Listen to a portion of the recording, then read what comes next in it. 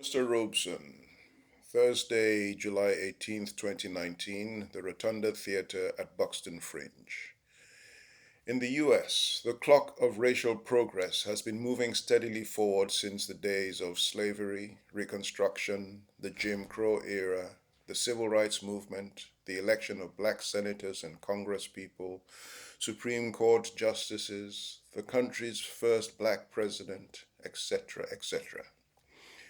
Recently, the clock's mechanism has swung backwards with such force that the hands flew off its face.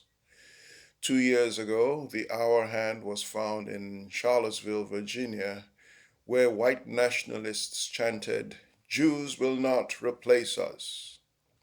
This gave a clue as to the likely position of the second hand, and sure enough, it was found lodged in an oak tree in a park near Peekskill, New York, 70 years ago, when the cries being heard were, "Go back to Russia, nigger!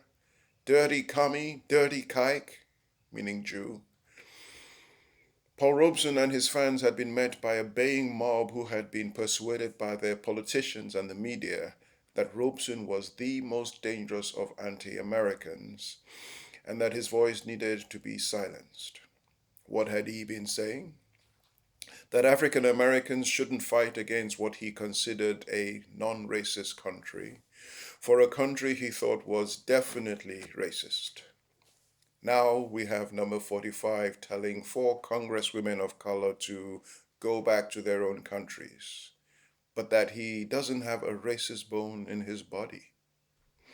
Again, thousands are cheering him on, and hundreds of politicians remaining tight-lipped while trying to convince us that we are still in 2019. What those women had been saying was how deplorable, cruel, and inhumane conditions in the detention centers at the US-Mexico border are. They also happen to be 4 of the most progressive Democrats on Capitol Hill, pointing out all the injustices and inequalities, the lack of provision in healthcare, and so many ills in their country, and the global climate emergency.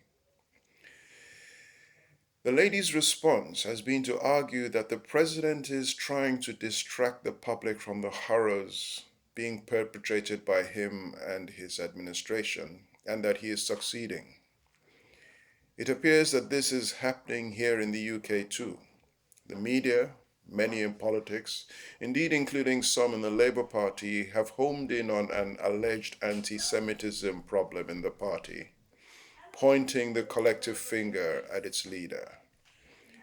His record of fighting against apartheid and, for example, saving a Jewish burial ground in his constituency from developers and the council years ago, then led by one of his most ardent current detractors, suggests that we need to listen to what Mr. Corbyn is saying about what the government is doing to the country and give him our support.